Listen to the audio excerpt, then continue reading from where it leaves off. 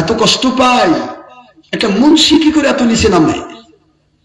আল্লাহর ঘর মসজিদে ভিডিও করতেছেন, কি আশ্চর্য! কি!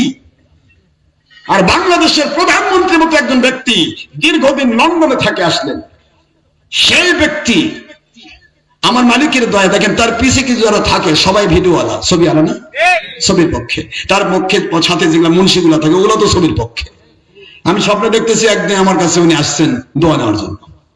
তো আমি বলছি, আমাকে বলছে হুজুর কিভাবে, মানে কি করবো? আমি বলবো বাবা আপনার সবচেয়ে বড় একটা বিপদ হলো যে এলাকায় ছবি থাকে ওই এলাকায় রহমতের ফেরেশতা যায় না।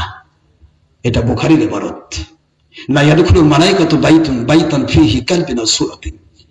তো বাবা আমি একটা অনুরোধ করবো, আপনার আব্বার আর আম্মার যে ছবিটা দেওয়ার নিয়ম ছিল ওটা বাদ দেন, দিয়ে কলেমা দিয়ে দেন।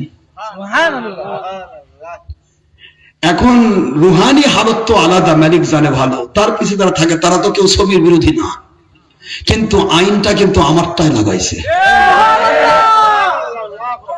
আমি স্বপ্নে যেটা বললাম, কারণ আমরা তো কোনো শাসক গোষ্ঠীর কাছে যাব না, এটা আমাদের জিন্দেগি। কারণ হুজুর পাক সাল্লাল্লাহু আলাইহি ওয়াসাল্লাম বলেছেন যে শাসক গোষ্ঠীর পিছে পিছে ঘোরে তারা ওলামায়ে সু, ধর্ম ব্যবসায়ী মুরব্বী।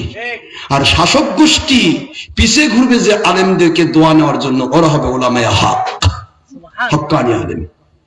আমরা তো কার কাছে যাবো না, কোনো চিন্তাও করি না, চাই না, পাই না, দরকারই না, ওগুলা চিন্তাই নেই। কিন্তু রুহানি হালতে স্বপ্নের ভিতরে যে কথাটা আমি বলে দিলাম যে বাবা ওই ইয়াগুলো বাদ দিয়ে কালেমা দিয়ে দেন, আলহামদুলিল্লাহ তিনি তার ভবনে, এমনকি সংসদ ভবনে তিনি বিশাল বড় করে ক্যালোগ্রাফি দিয়েছেন, কালেমা লা ইলাহা ইল্লাল্লাহ মুহাম্মাদুর রাসূলুল্লাহ সাল্লাল্লাহু আলাইহি ওয়াসাল্লাম, কোনো ছবি লাগাই নাই। আলহামদুলিল্লাহ বলেন জোরে।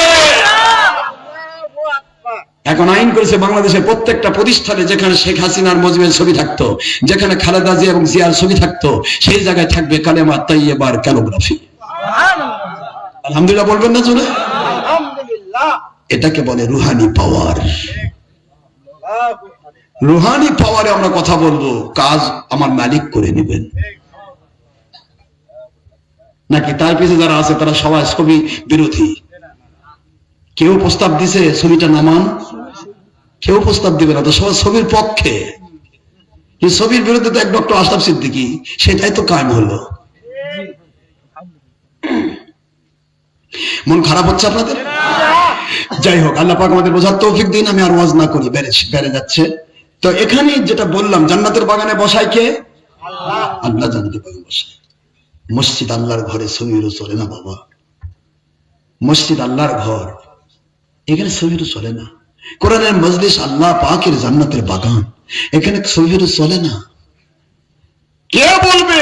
বললেই বলে ভণ্ড, ওই একাই জানে, জানে সবাই কিন্তু মানে না। এই যে এক জালেম পালালো না, ঠকবাজ আব্বাসী কাবগাছি, এমন পালাইছে, কই চিনি না। আবার কয় যে আল্লাহ পাক ডক্টর আশরাফ সিদ্দিকীর নেক হায়াত বাড়িয়ে দিন, দোয়াও করতেছে, আবার কয় যে চিনি না।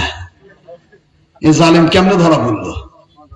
তারপরে বেলজ্জার মতো আবার ভিড় করছে যে ভিডিও জায়েজ, কি ছবি হারাম, ছবি হারাম, ভিডিও জায়েজ। কেন? ভিডিও চলমান। আশ্চর্য কথা, আমি কি বুঝবো এদের মাথার মধ্যে কি পায়খানা ঢুকছে নাকি?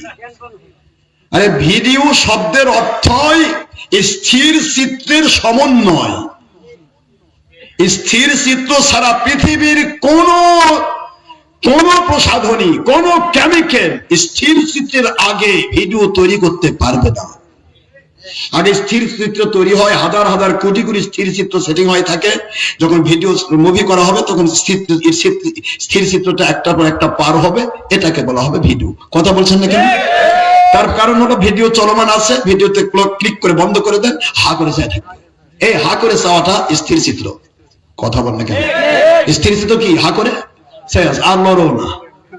এই যে স্থির চিত্র হা করে আছে, এখন এটাকে টিপ দিল, চলমান হলো, অর্থাৎ ছবি পার হচ্ছে, চলতেছে। কথা বলতেছেন না কেন?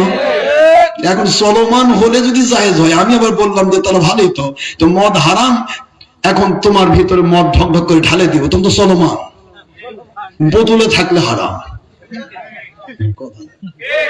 কত বড় জালেম, কত বড় বেঈমান এটা। চলমান হলে জায়েজ হবে, স্থির হলে জায়েজ হবে না। স্থির স্থিরটা যদি জায়েজ না হয়, চলমান জায়েজ হয়, তাহলে তো মদ তো বোতলে থাকলে হারাম হবে। এখন বোতলত আছে হারাম, এখন ঢক ঢক ঢক ঢক করে খেতে চলমান। কি কথা বলছেন নাকি? পায়খানা পড়ে আছে, কেউ পায়খানা করে রাখছে, পড়ে আছে, স্থির হারাম। এবার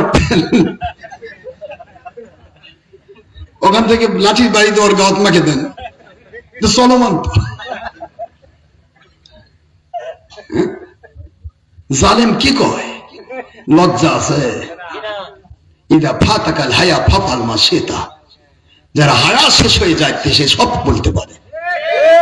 এসব জালেম, নফসের গোলাম। এই নফসের গোলামদেরকে অনুসরণ যে করবে সেও হবে জালেম। ও জালেম আর কিচ্ছু বুঝবে না, ওর চোখ মুখ বন্ধ হয়ে যাবে পায়খানা দিয়ে।